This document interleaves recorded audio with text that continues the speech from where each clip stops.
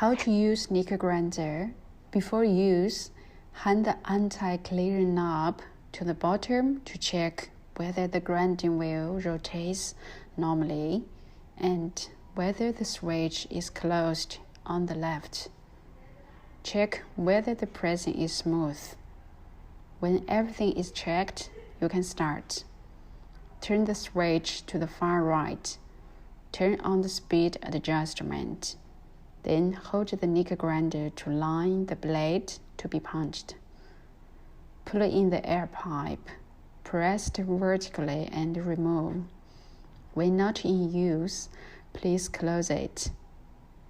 Screw this on when not in use to prevent damage the conjunction piece.